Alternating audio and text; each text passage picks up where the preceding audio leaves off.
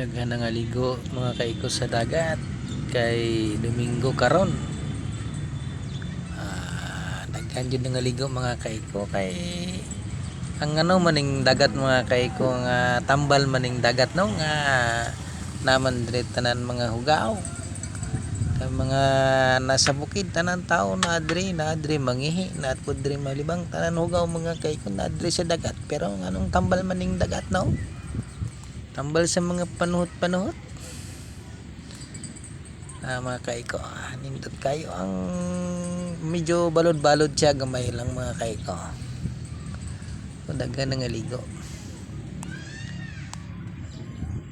Napugod rin mga kaiko kay ang ako ang purpose lang rin nga ligo. Dili ko kay ingon nga nagtanaw ko sa nga ligo mga kaiko ha.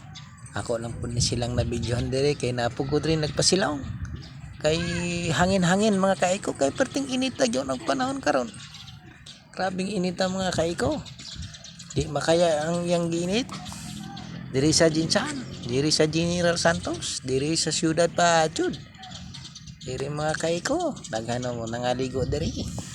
Diri sa yan mga sakyanan mga kaiko. Daghan mga ang nagdagan nga mga sakyan mga tricycle, mga single, mga four wheels mga kaiko, dagan basta dagan na pagani dire grader mga kaiko. Pero sa bukid mga kaiko nagyapon dito daghan kabayo, kabaw, baboy. Dire sa syudad wala dire baboy nga buhay mga kaiko, dire karne. Pero dito sa bukid, daghan dito baboy, buhi. Daghan po dito napod mga sakyanan dito, mga wipon.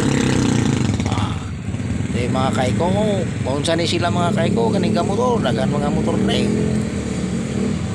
mga kaiko no.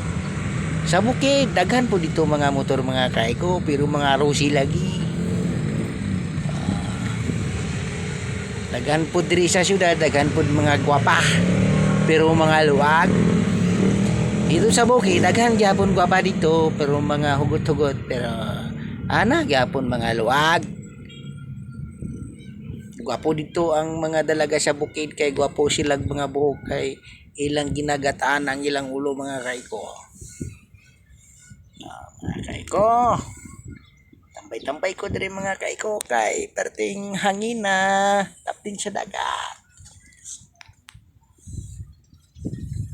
Mauning sitwasyon diri sa syudad mga kaiko diri sa Jinsan karon diri dool sa dagat.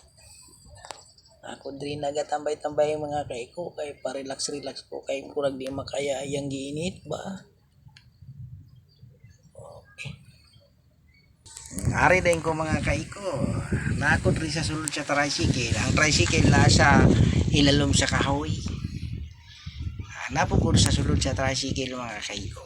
Okay mga kaiko, thank you very much.